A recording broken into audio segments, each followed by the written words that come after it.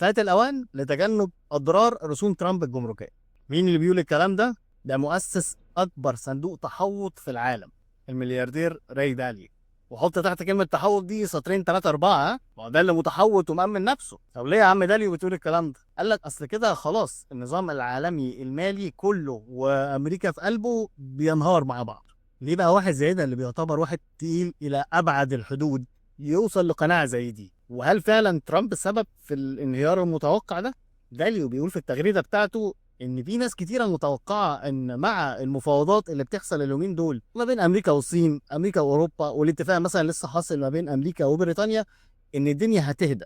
لكن للاسف الموضوع مش بالبساطه دي، وبيقول لك ده يعتبر نوع من انواع السذاجه. وده اللي بيسمعه من صحابه اللي هم كبار التجار العالميين برضه، اللي هي الناس بتاعت المليارديرات دي. بيقول لك ان المصدرين للولايات المتحده والمستوردين من دول اخرى بتتعامل مع الولايات المتحده مضطرين ان هم يقللوا تعاملاتهم التجاريه مع امريكا بشكل كبير، لانه بغض النظر ايه اللي هيحصل في التعريفه وان ده 10% وده 20% والكلام ده كله، المشاكل الحقيقيه مش هتختفي. وان التغيير في الترابط مع الولايات المتحده حقيقه لازم نبتدي نخطط لها من دلوقتي. وقام قايل خلوني اكون واضح في كلامي بقى وصريح كده من الاخر: المنتجين والمستثمرين الامريكيين في الصين، والمنتجين والمستثمرين الصينيين اللي في الصين اللي بيبيعوا لامريكا، والمنتجين والمستثمرين الامريكيين اللي في امريكا اللي بيبيعوا للصين، والمنتجين والمستثمرين الصينيين اللي في امريكا اللي بيبيعوا لامريكا، كل دول كده ابتدوا يحطوا خطط بديله للتعامل مع امريكا. بغض النظر الجوله الجايه من المفاوضات على التعريفه والكلام ده هترسى على ايه. وقام جايب الزتونه بقى عشان يضرب كرسي في القلوب. قال لك امريكا اكبر دوله مستهلكه للسلع المصنعه اللي لا بتصنعها ولا معاها ثمنها، وامريكا اكبر منتج لاصول الدين اللي بيمول استهلاكها المفرط الدائم.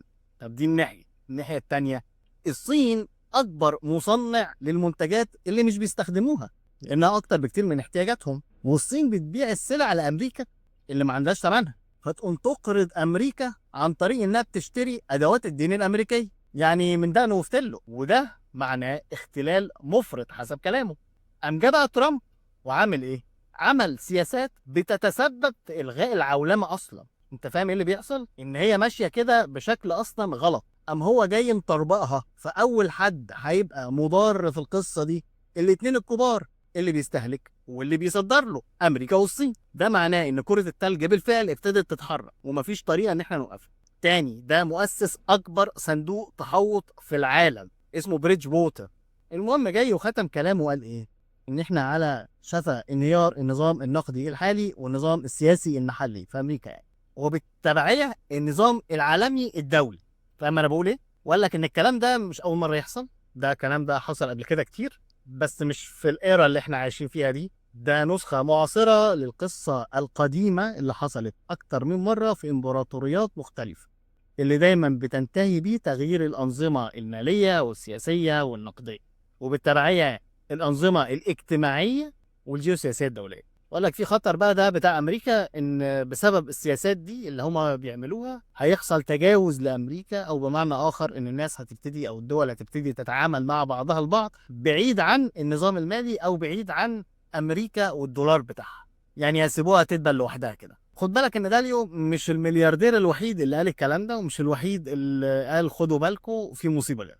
جيمي ديمون الرئيس التنفيذي لجي بي مورجان، وستانلي دراكن ميلر، وكمان بيل اكمان اللي هو يعتبر واحد من اكبر المستثمرين ومؤسسين صناديق التحوط، وفي غيرهم كتير، قال لك ان الحرب التجاريه اللي بتحصل دلوقتي اللي عملها ترامب نهايتها مش حلوه، وانها مش مجرد حرب، لا ده يعتبر تغيير لكل حاجه في الدنيا، تشيك ميت يعني.